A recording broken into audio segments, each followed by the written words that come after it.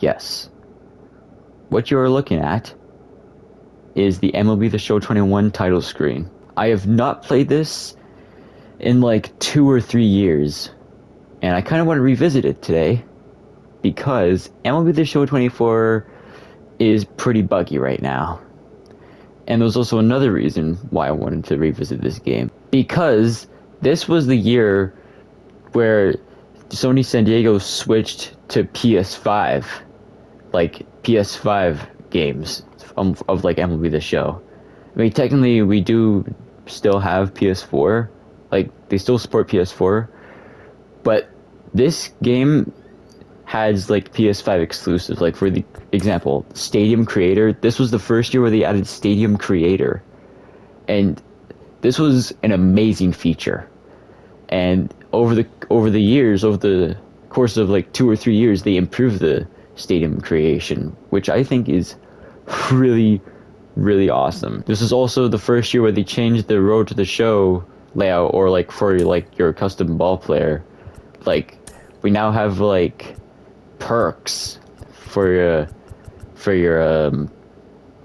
well, what was it called? I think like Road to the Show and like Diamond Dynasty player.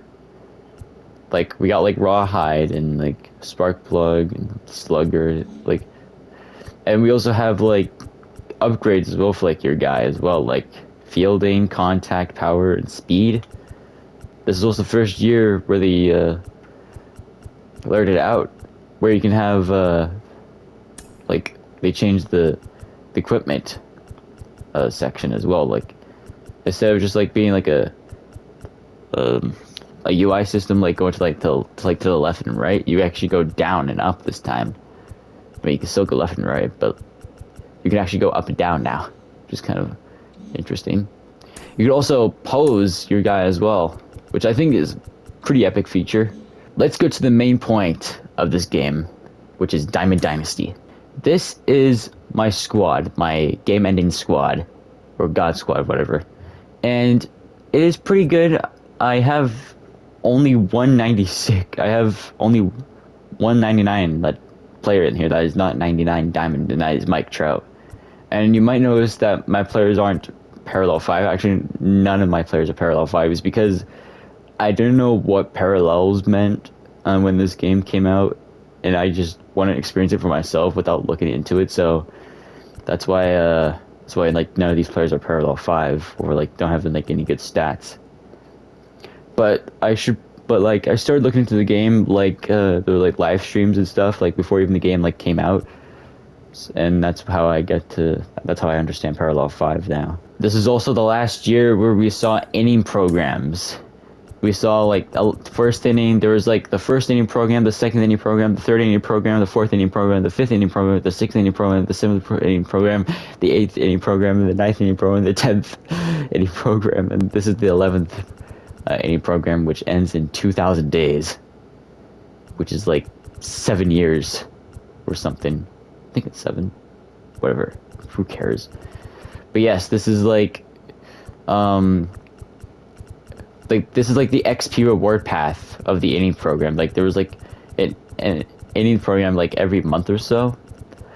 Well, it feels like every month, because it's like there's like 11 months or like 12 months a year.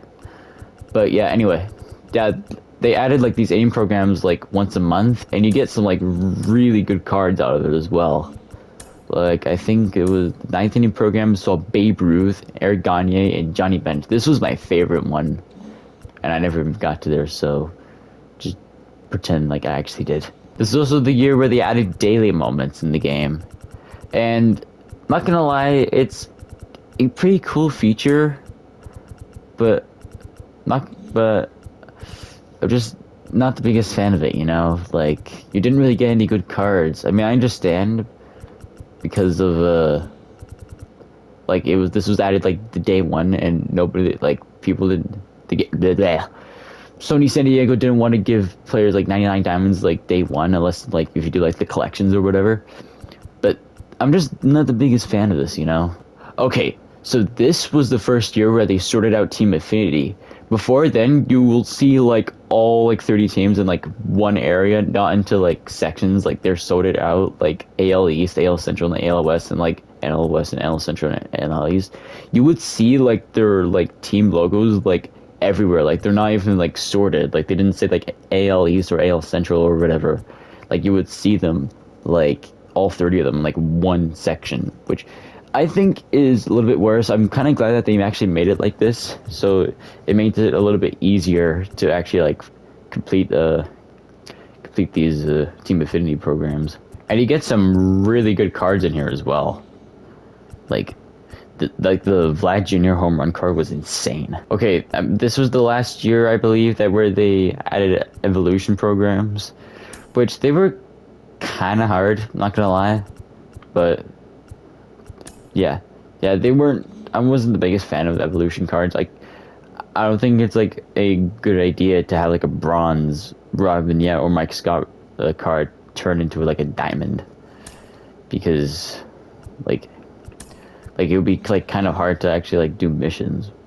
You can't do these moments right away. You have to get the card for it, which I'm not the biggest fan of that. That's why I didn't really like the XP War pack or the daily moment suits, because you had to get these like cards in order to do the evolution program or whatever. But this is also the first year where they added milestone cards, which by the way are my favorite cards, because it's like a really, I guess, like when someone reaches a milestone, like whoa, they reached a milestone. Like it's really good. I think they're really good cards. However, they added so many of these. Like if you take a look at like Legends of Flashbacks and go to milestone, there's like 60 of them. There's like more than 60 probably, and they lowered the milestone card count way more. And like next year, like MLB The Show 22 or like 23, because there were way too many milestone cards, and this is like these are like the best cards in the game. These milestone cards, and I'm kind of glad that they made it better, where they have like good cards for like every set, you know. Okay, so this Pedro Martinez card, this was very disappointing when this came out, because like this Pedro Martinez didn't have like a 99 diamond card until like when this came out. I don't remember when this came out. I think it was in like July or August or whatever.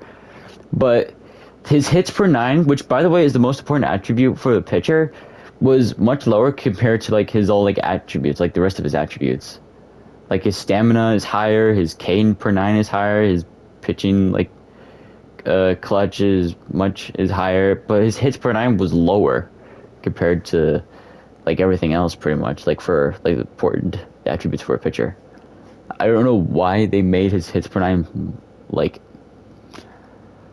I don't know why they made his hits per 9 like so low compared to like the attributes, like the rest of the attributes, but whatever, it is what it is. Also, yes, this is the first year where the Blue Jays actually did good, because Vlad Jr. hit 48 home runs this year. He also won the home run derby, I believe. I don't remember. Or like the All-Star. I don't remember, but Vlad Jr. played really well this year. 48 home runs. It's quite a lot of home runs for Vladdy. I personally think that this game was pretty important for Dynasty, because it was the first year for like the PS5 version. This is the first year where Stadium Creator was added. Like new, like a whole, like a new layout, a new system for like your ball player for Road to the Show and Diamond Dynasty. So, and like so much more that we have now. Except that I think they changed it and made it better. That like what we have like now, compared to compared to this year in like 2021. But anyways, I'm gonna end it here. I know I started a lot, and bye.